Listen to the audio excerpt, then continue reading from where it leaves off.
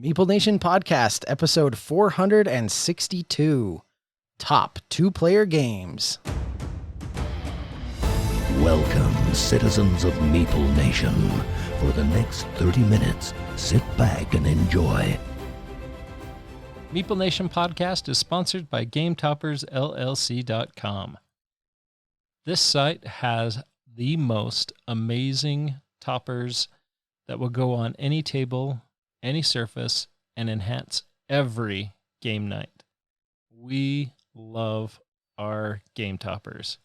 Between us, we have 5 different toppers, well over 20 different game mats in our combined collections that are used in a variety of places. In fact, if you don't have a topper, you can take those mats and enhance your game night that way. So nice to have that soft cushion surface to be able to play on. Even if you don't get a topper, their mats are amazing. The highest quality mats that are out there.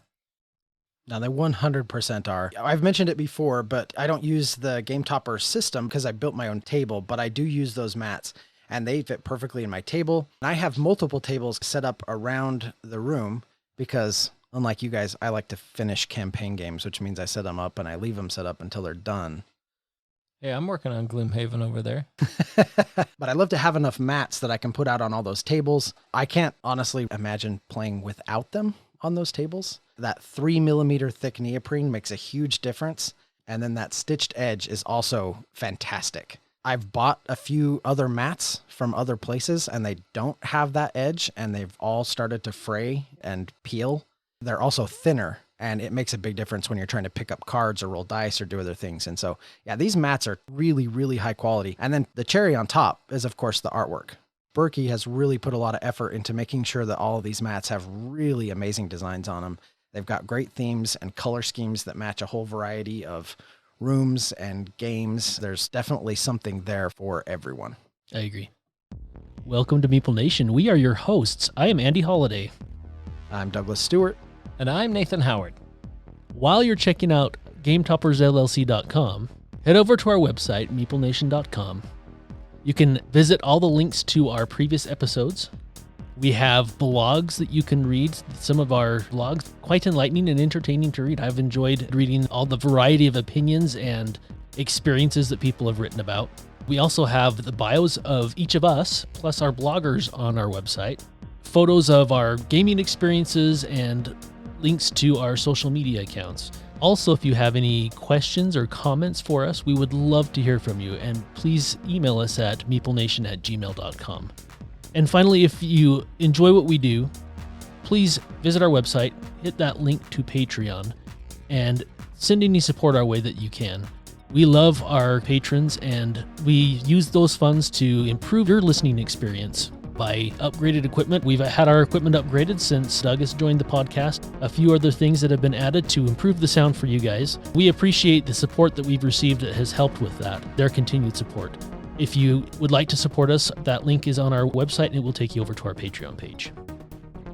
This week, we are going to be discussing our top 2-player games. Since Dave's not here again, I thought maybe I'd add a few more than 3. I think I added 4 or 5 2-player games that I've had really a lot of fun with, playing mostly with my wife, but also with my kids. I've had some really great gaming experiences with these games. Honestly, not just my kids. One of them I've played with you, Nathan, and we've had a lot of fun with it. I too disregarded my instructions, and unlike Doug, who actually followed the instructions and kept his limit to 3, I too have 5 games that are on my list. It wouldn't take me long to just add a couple. I think I already know what they are. So I'm curious because kind of changing things up here a little bit. Normally, we have a topic or a theme that we choose. When we get to the second episode discussing that theme or topic, we typically each just pick a favorite. One thing we wanted to do to try to make the podcast maybe just a little more interactive and hopefully enjoyable is we each wanted to pick our top games from whatever we were talking about. My question for you two is, are you doing this in countdown fashion or are these in no particular order? I think mine are in no particular order, although I can rearrange that order rather quickly. I think mine are just from experiences. These are games that I really enjoy as a 2-player game and 2-player experience.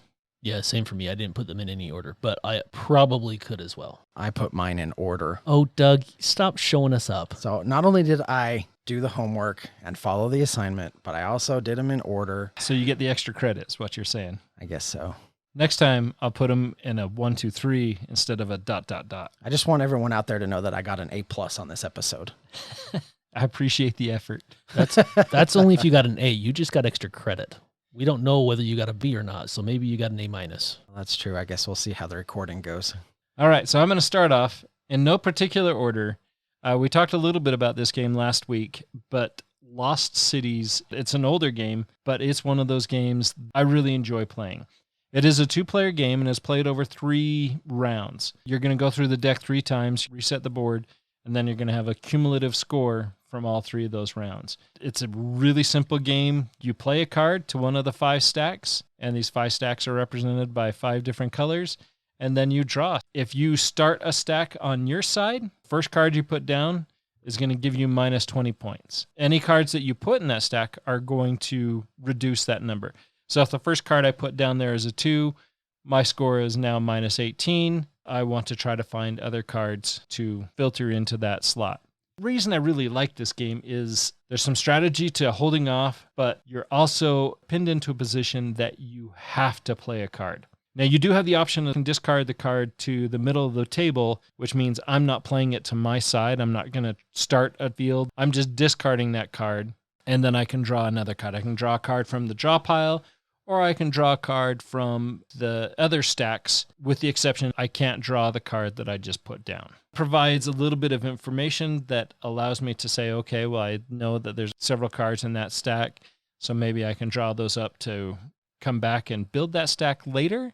My opponent can do the exact same thing. I like the strategy of I have to play something, and so I either discard it or I start a stack. It's very rare that you're going to start 5 different stacks and end up with a positive score on all of those. And you might be able to break even on a 4th one. In my experience, you try to stick with 3 positive and focus on those 3.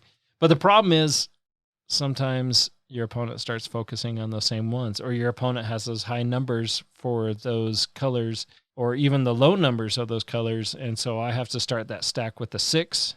The numbers go from 2 to 10, and so I have to be able to reach that 20-point threshold within those cards.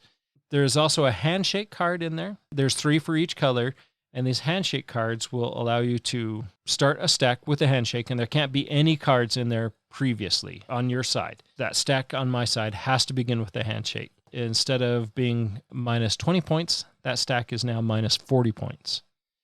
However, every card that I add into that is also going to have its points doubled. And so I can add a second handshake. Instead of minus 40, it's minus 60, and I can do it again and get minus 80, and then all those cards are tripled that I start putting down. So I can try to make up that difference and hopefully score big, making up that. The strategy of that, the feeling of going face-to-face against somebody, usually my wife, it's a game, there's a lot of joy and success and a lot of frustration and failure. The whole gamut of emotions in that game, in my opinion, makes it shine.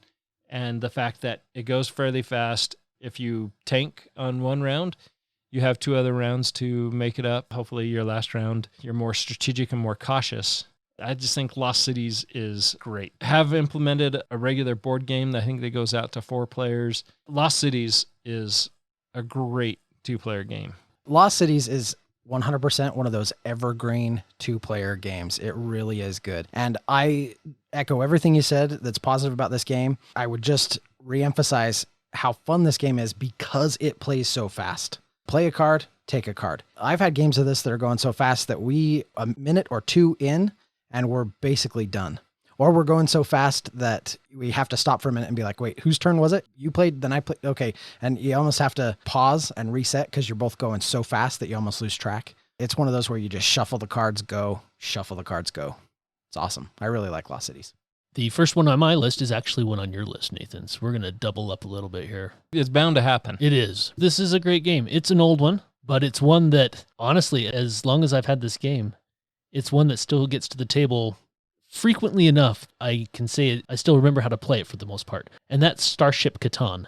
I actually bought Starfarers of Catan, the original version of this, before I bought Starship Catan. And I really liked Starfarers at the time, so I bought Starship.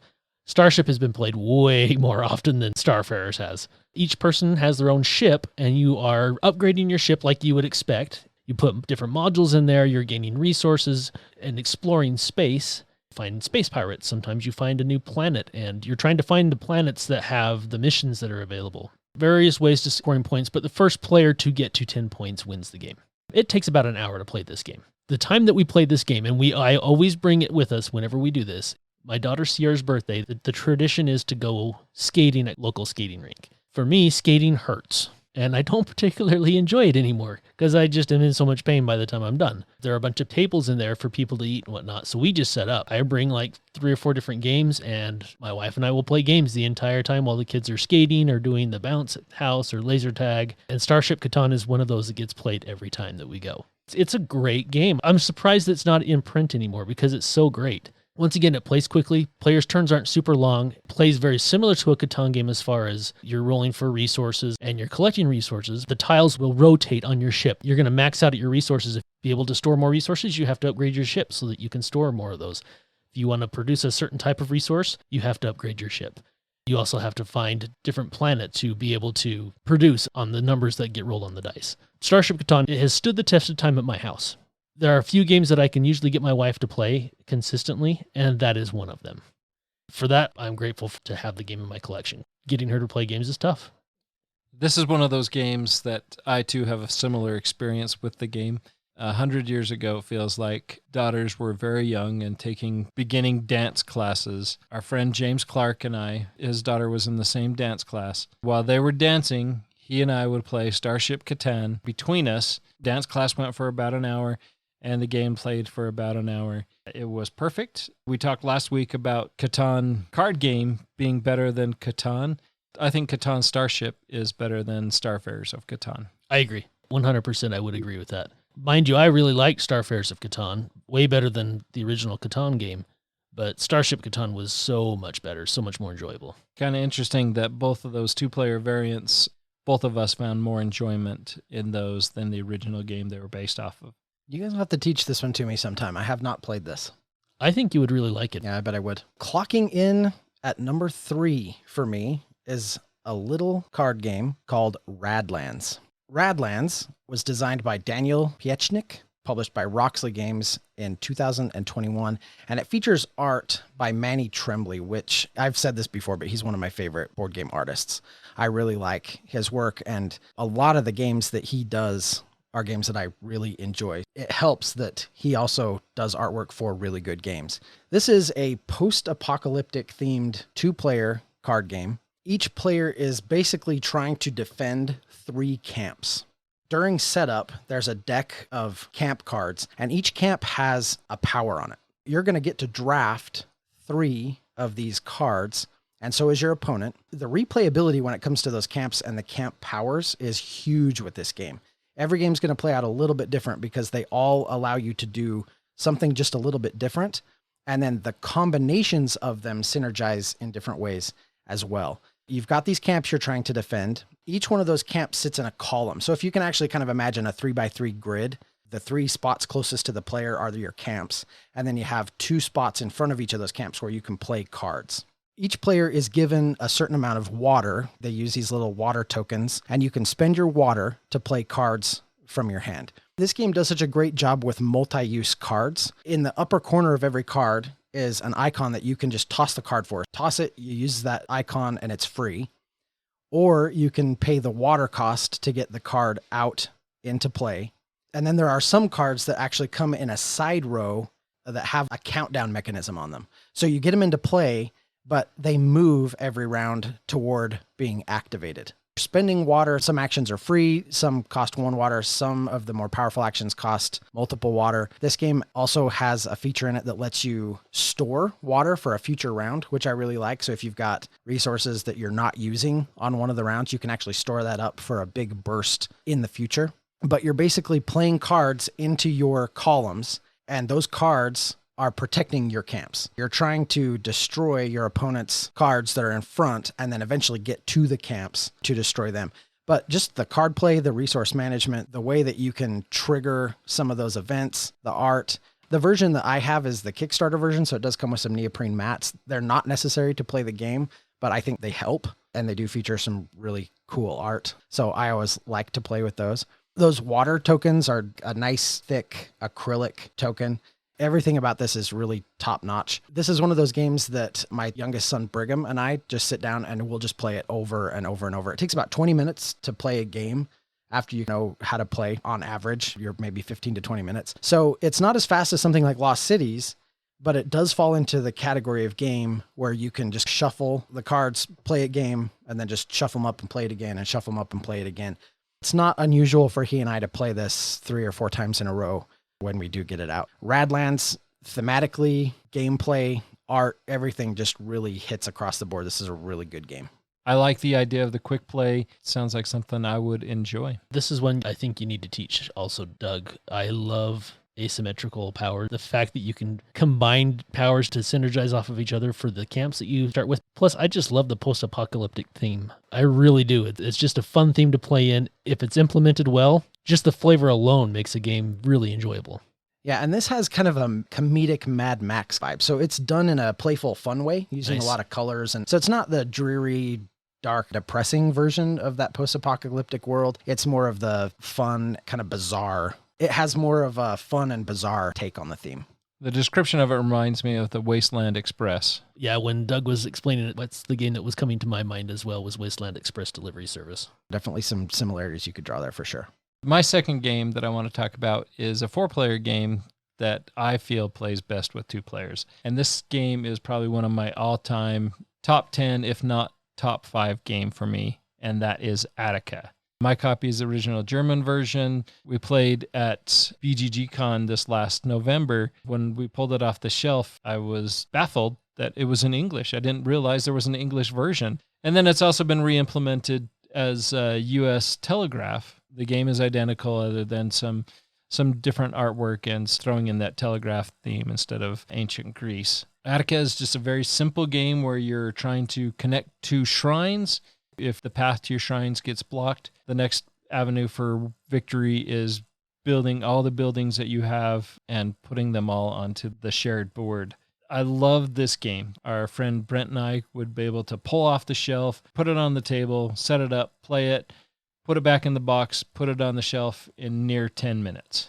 The replayability on this game has just always been high for me. I wish I had been recording games when this game first came out. The play count for this game is got to be well over 100, if not more than that. There's 4 stacks you're trying to deplete, and the way that you can deplete those is you can draw 2 tiles from there. You can either add those tiles to the board, or you can add them to your personal tableau in front of you. And then on a later turn, you can build up 3 buildings from your tableau and put those onto the board. And you want to be able to monopolize on resources that are available on the board. Those resources aren't available, then you want to supplement those resources from your hand. And so you're trying to juggle those 3 platforms. Make sure I'm depleting the stack in an orderly fashion that is the most advantageous to me. Some of the buildings will be able to build for free if it's touching an existing building. Others, you're going to have to manage resources and pay that upfront cost. You have to manage what is on your tableau in front of you. Yes, you can build more buildings from your tableau in front of you, but you have to be able to manage what resources are on the board, or at least take advantage of what resources are on the board. You have an unlimited hand size, but you have to manage to make sure that you have resources in there. The challenge of this game is superb. Maybe when I try to teach this game, maybe I exude too much of my passion and not enough of my education as I try to explain it. This game has been a golden game on my shelf ever since it came out. And I just thoroughly enjoy it. And I can get my daughter to play. She really likes it. Andy, on the other hand, I think I burned Andy. I had a bad experience. Yeah. I think sometimes we get excited about a game when we're explaining it, that we take for granted what the passion that we have for a game and don't necessarily translate that as well when we're teaching it. And I think that's probably what happened with your experience, Andy. Also, where it was kind of a take that element to the game that you weren't prepared for, you definitely did not like. That's true. And it seemed the take that was happening a lot to me at the beginning of the game. I would see this being a lot more fun as a 2-player game. As with a lot of games like that, when there is a take that element, there is a very high likely of someone getting ganged up on. And then that person ceases to have fun. Everything they've built all of a sudden, and everybody against one. And it can totally ruin a game experience for somebody. But in a 2-player game, I can see that not being an issue at all. In fact, the last time we played, our friend James Clark had a similar experience where he had several opportunities where he could have won the game. For him, it felt like everybody was trying to make sure they took every advantage to block him. I totally understand that feeling where it feels like it's 3 against 1. You're the new kid on the block that you just keep getting picked on.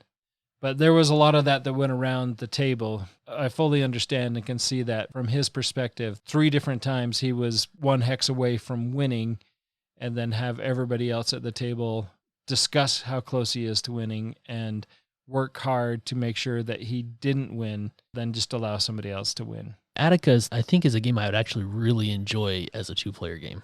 We should put that to the test. Sure, I'd be willing to do that only as a 2-player game. I don't know if I would be willing to play that with a higher player count, though. I agree. I mean, I've played it. Last year was on my 10 for 10, so I was kind of desperation to get people to play it. And so I played 4 or 5 with multiple players, as opposed to I really, really enjoyed the experiences. I got several games in with my daughter, just her and I, and just playing that game 2 players, the game is so much better. Yeah, I can definitely see that. Next one on my list is a game, Nathan, that you would break out as a filler game back in the old Meeple Nation HQ. It was one that we played enough, decided really needs to be added to my collection. Doug is a mind reader, I guess, because lo and behold, I got it for Christmas from Doug. And that's Ohanami. That game has seen more plays than any other game on my shelf since I got it. I mean, it gets played almost weekly. It plays so quickly. One of the games that we'll bring when we're teaching new people that aren't really gamers, but want to learn to play a game, experiment to see what board gaming really is, Ohanami is one of our go-tos. There are 4 different colors of cards, all have numbers between 1 and 120. You have 3 columns to place those cards in, and you have to place them in order, and they can only go on the top of your column or the bottom of your column. There are 3 scoring rounds. You score blues the first round, blues and greens the second round, blues, greens, and grays in the third round, and then when the game's over, you score your pinks. Super simple game. My girls take this on their dates. My daughter Sierra, when she was in the play, she was not in the first act during Pirates and Penzance that she was doing, and she had a bunch of games that she took backstage, and she had all the high school kids playing board games in the back. And Ohanami was one of those games that she was taking for the kids to play. The fact that it's so accessible, yet there is still definitely a layer of strategy, also a layer of luck, because it depends on what each person's hand is, and you're drafting those cards, passing them around, trying to get the right combinations of the right cards. You have to decide, okay, I've got a big, huge gap right here. Do I really want to play this card? Is it going to burn me in the future round? Inevitably, I play it, and yes, it burns me. There are some difficult decisions to make in that game. As simple as it is, I like the fact that there are some tough choices to make. Sometimes it pays off, and sometimes it doesn't. Plays in about 20 minutes. I've mentioned this before in the podcast. My mom has started to come and play games with us every other Monday. And there's a widow in my neighborhood that found out that my mom is also a widow, and she decided, oh, I want to come try. A couple weeks ago, she came for the first time to Monday afternoon game day, and that was the first game we introduced her to as well, was Ohanami. I think it's a great game for filler game. We'll just bust out to the table. It's a lot of fun. Yeah, Ohanami is a game that I'm surprised I haven't played more. Feels like I've played the game a ton. Played it 50 times. Like you said, it's one of those games that I feel like I have played it well over 100 times. You have your 3 stacks. You're either putting a card above or below, maintaining that numerical order, trying to manage what you're drafting, because it's also a drafting game. Draw 2 cards, and then you're going to pass that hand on, and then draw 2 cards, pass it on. Try to monopolize on scoring those. All the scoring options are great. If you go real heavy on the blue cards, they're lower scores, but if you can get a lot of blue cards and score them 3 times, those points add up. Or a lot of people focus on trying to get all the pink cards at the end, but only scores 1 round. Same thing with the gray cards. There is definitely strategy involved. Yes, focus on one color, but also you need to diversify and have the other colors in there, because you're going to end up with other colors anyway. You want to make sure that as you diversify, you're also monopolizing on your diversification. Yeah, absolutely. And it should be noted, we're talking about 2-player games. This isn't solely a 2-player game. It play up to 4, and it plays great 3 or 4 players as well. But equally strong as a 2-player game. 2 players in your house, do not hesitate to pull out Ohanami or pick it up. It's a great one. And it is a game that I don't think there is any difference in the level of play, 2, 3, or 4 players. The only thing you're waiting for is people drafting. I love Ohanami. This is a great one. Last time we got this to the table was at my parents' place in Texas. We taught them this game, and my mom just kept saying, hey, can we play that again? Let's play it again. Played it a few times. She was like, okay, I need this game. I just gave her that one and said, Merry Christmas early. They've played it since. Yeah, that's a great one. Coming in at number 2 for me is Undaunted. There are several titles with the Undaunted series. It started with Undaunted Normandy, Undaunted North Africa, and then they released a reinforcements pack, offered additional content for both of those games and a storage solution and some additional scenarios. Most recently, Undaunted Stalingrad.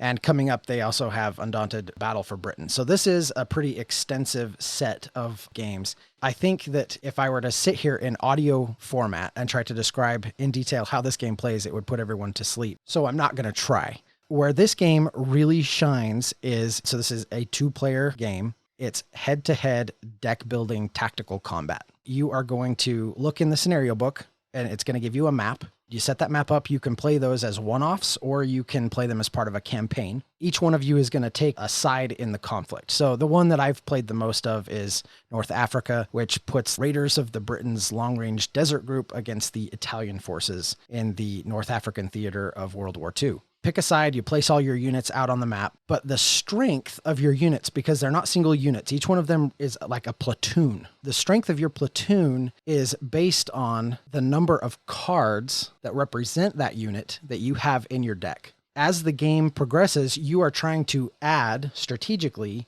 certain cards into your deck from the supply so that you can make your units stronger. And because it's a deck builder, give them more times to cycle through and use them more frequently. But as your opponent hits those units and as they take damage, you have to trash those cards. And if all of the cards that represent that unit get trashed, that platoon is dead. It's gone. The way the map is laid out is actually really ingenious. It actually uses terrain in a really fun way. There's rough terrain and smooth terrain. It affects visibility. You're trying to maneuver them around, achieve different objectives, ultimately take out your enemy. It's not just about trying to destroy your enemy's deck. You can win the game by just taking over the objectives. There is the conflict side to the game, and then there's also the objective-based play of the game going on simultaneously. Comes together in a really, really fun way. Reinforcements pack included a solo mode for Normandy and for North Africa, which I've only dabbled in a little bit, but so far that's been really good. Most of my experience playing this game has been with Brigham at the table. He's 12, so it doesn't take a lot to learn the basic mechanics of the game. I think developing and getting good at it, getting a good strategy in play is where the depth of the game really emerges. My number 2 is Undaunted. If I had to pick one of the titles, it would be North Africa, just because that's the one I've played the most of. But this is a fantastic 2-player head-to-head deck builder game. This is one that I'd really like to try. In fact, while you were talking, I texted my brother to ask if he had played any of these. He really enjoys historical themed games, in particularly World War II. I think this would be right up his alley and something that I would enjoy also. The game looks awesome. Very much would like to try this one.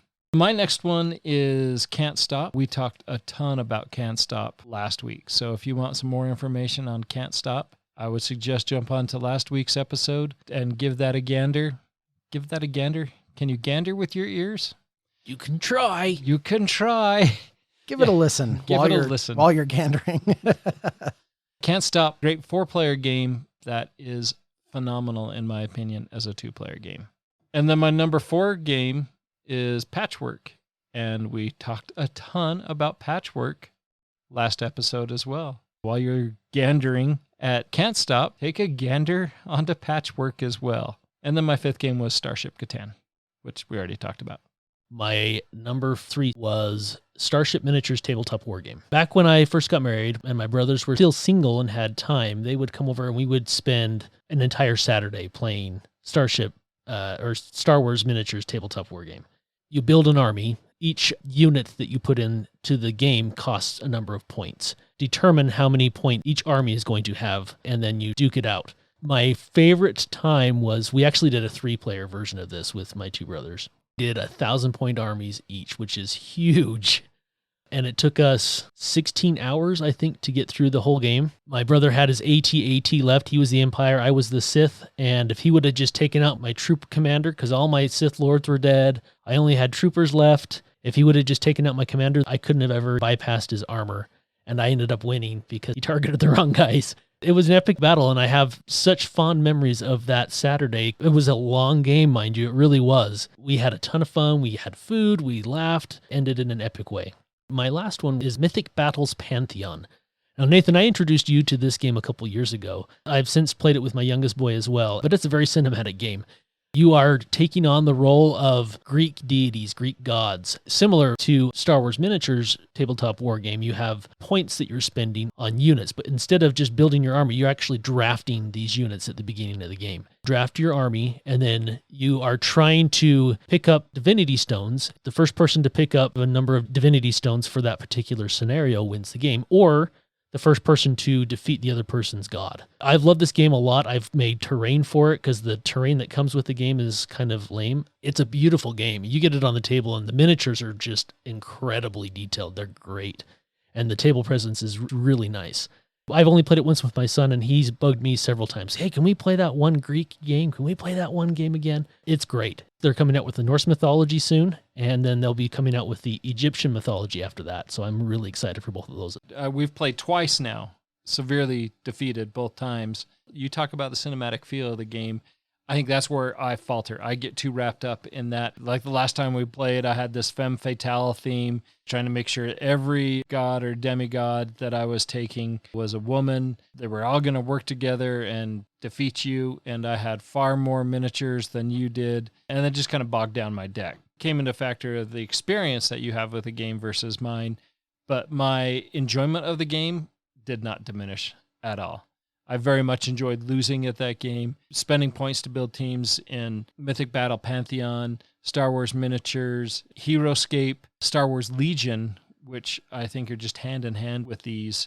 Some of those games we should get to the table more often. I would love to have room where I could just set up something like Star Wars Legion or Heroescape and to be able to go to that. Because it's not a game that you're going to be able to play all the time, but just to have it set up so that it is something that you could go to occasionally without all of the effort of setting it up and tearing it down. Yeah, Star Wars Legion is one of those that I would love to learn how to play. It looks amazing. I guess we'll just have to schedule more game nights. Seems to be a theme that we need. I remember I came down to the game room as you and Caden were wrapping this game up, seeing all your homemade terrain and everything that was out on the table. I remember seeing all that and just being like, wow, are we getting ready to shoot a movie? I mean, what are we doing here? This is phenomenal. And it was very cinematic. Watching the two of you play that game was entertaining just to watch. So this game is one that I need you to teach me. Well, my number one, and I'm cheating just a little bit here because I'm going with the Unmatched system. Restoration games. Premise of Unmatched is you're going to lay out a map. You're each going to throw a figure out on the map, and then that figure is represented by a deck of cards.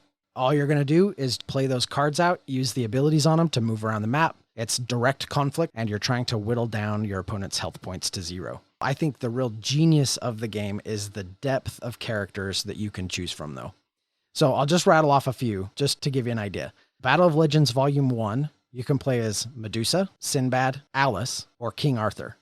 Volume 2, you can play as Sun Wukong, Yanenga, Bloody Mary, or Achilles. They have all of the characters from Buffy the Vampire Slayer. If you pick up the Cobble and Fog box, you can play as Sherlock Holmes, Jekyll and Hyde, the Invisible Man, or even Dracula. There's Robin Hood, Bigfoot, characters from Jurassic Park, Little Red Riding Hood, Beowulf, and more recently, there's also Houdini and the Genie. And none of those is to even mention that there's an entire Marvel line that they're coming out with. They have a lot of those that will be coming out soon. Already you can play as Luke Cage, Moon Knight, Ghost Rider, Elektra, Bullseye, Daredevil, so on and so forth. And you can put any of these characters versus any of the others. What I love is just the idea. You're just going to grab a character, throw a map down, shuffle your cards, and go. Actual gameplay, it's almost anxiety inducing because you're trying to outmaneuver your opponent. It's almost like chess, where you're trying to maneuver and put your figure into position where it can do the most damage or execute combos, pull off nifty maneuvers. But as you're doing all this, your opponent's doing the same thing. You're hitting each other, you're taking damage, getting things whittled down. And then almost every character, not all of them, but most of them come with some sort of little sidekick or summonable character that they can bring out onto the map. That usually has 1 hit point, a small dial with just a few hit points on it. You can oftentimes use that character, synergize with, play off of. The experience overall is just incredibly fun. It's fast paced. It's easy to set up. The rule system's really easy to learn. The maps are diverse. The characters are diverse. I really love the Unmatched system. It's awesome. I love that the maps are small. Yeah. The combat is focused. The combat is quick. Comparing it to Mythic Battles Pantheon, where there's a wider board, more spaces, more places to run away. This is all that combat, but condensed, which is a highlight of the game for sure. Absolutely. The game doesn't let you just run away from your opponent. You have to be thinking strategically within that environment because there's no getting out of it. You are going to fight or you are going to die. We played this as a 4-player game. I would really like to try this as a 2-player. I think it would shine far greater as a 2-player game than a 4-player game. Part of that is the fact there's potential for player elimination. Don't particularly like player elimination. Playing this 2 players would be more fun, and you don't run into those issues that you would have at a 4-player game. I'm going to be completely honest. I would not even consider this a 3 or a 4-player game. I know that they have rules in the book that will allow for that with some team play, different styles of play that you can integrate if you have 3-player King of the Hill. I wouldn't even bother. An amazing 2-player game. And once a player's eliminated, the game's over. Pick 2 new characters and go at it again, or just shuffle your decks and try it again, or grab a different map and try it again. I don't know that I would ever even want to play it at 3 or 4 players. To me, this is a solid 2-player experience. Sounds like I need to try this as a 2-player. Maybe we can open up some of Nathan's that are still in shrink. Yes, that is the Shelf of Shame.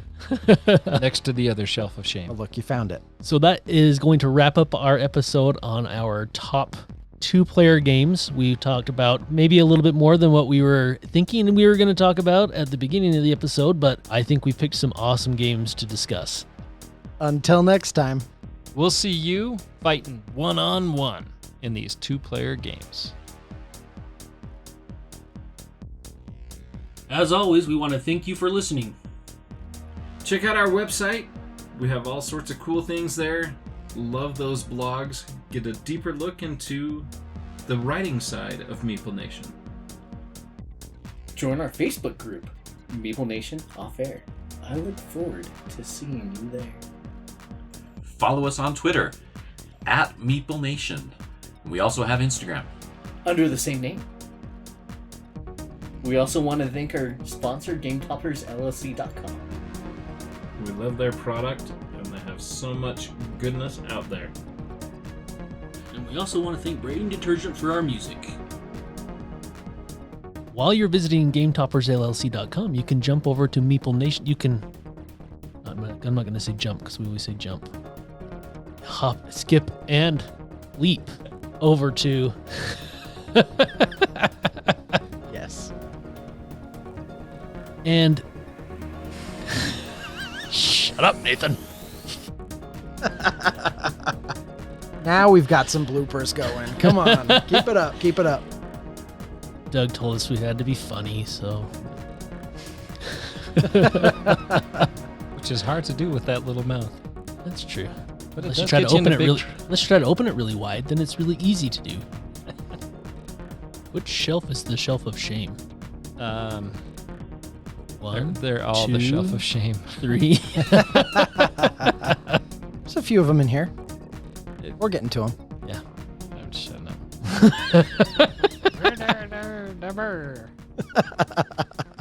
Until next time. We'll see you in Mortal Kombat. No.